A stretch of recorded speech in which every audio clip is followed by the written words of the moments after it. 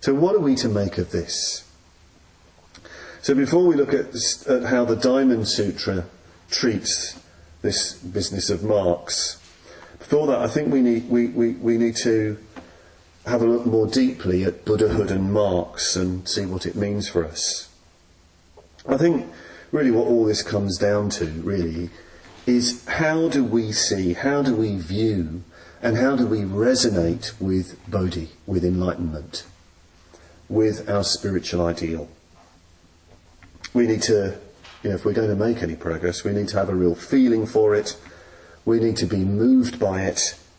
And if we're going to have a feeling for it, if we're going to be moved by it, probably it's not enough to be presented with abstractions, concepts, ideals, lists of moral qualities. They're good and useful and important, but they're not enough. We need other ways, things that really touch us, move us. Even metaphors and similes, which are used a lot to describe enlightenment, are not quite enough. More powerful, more vivid, more moving for us is if enlightenment is embodied. Embodied as a person, as a being, an attractive, noble being who affects us and interacts with us. Sometimes people can feel this quite strongly when they read the Pali texts.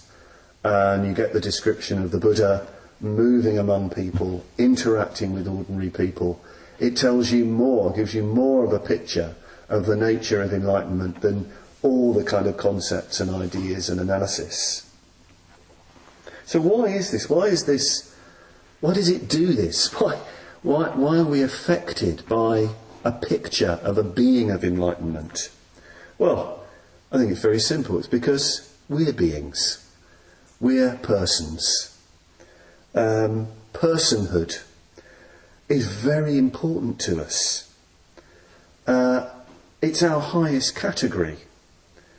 We're very precious and special to ourselves. We might not think we are. In actuality, we are. We are very, very important to ourselves. Our particular shape, how we stand, what we look like, being a human being, that is incredibly important to us. It's a very, very high category. That's why, if we end up in a situation where we might harm somebody, harm another, particularly another human being, it's so painful. It's so painful because we're sort of striking ourselves. So we're very special. Our shape, our form is very special to us. So of course, we will want to see, we will want to imagine enlightenment as a person, as a being, as a Buddha. Of course we will. It's natural.